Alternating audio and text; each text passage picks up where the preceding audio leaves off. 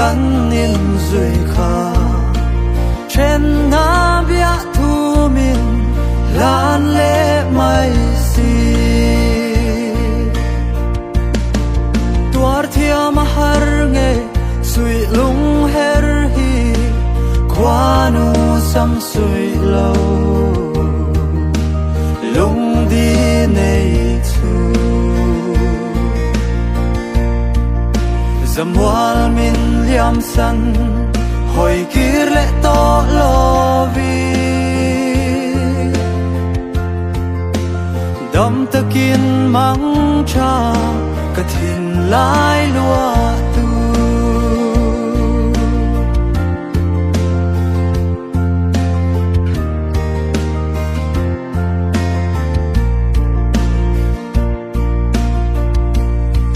run hun len dun kan tiam bia thu te rau me yang in na zang ral se ilung ka dum zo lâu vang em ni nghe leng dang changi bel vang zo ple tuar thia mahar nge sui lung her hi kwanu sam sui lo lung di nei chu zamwal min liam san hoi kir le to lovi dam takin mang cha kathin lai lua tu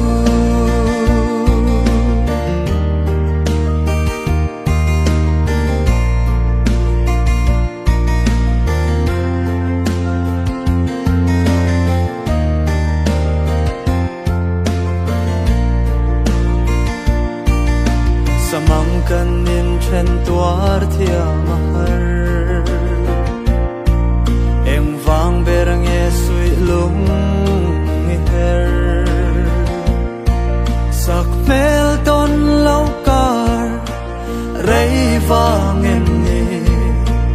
kar lam tuang sei vang zo kem lâu ni tuar thia mahar nge sui lung her hi kwano sam sui lo lung di nei chu zamwal min liam san hoi kir le to lovi dam takin mang cha kathin lai lua tu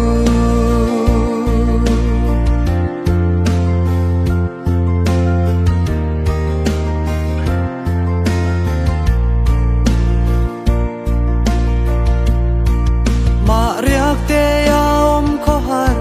zual sang in kathin lung hian a ko trin se asin inun na har sat na thlen tu ni ai chuan dam takin ka thla liam mai nam che o kwanu mal so min veng zel zero se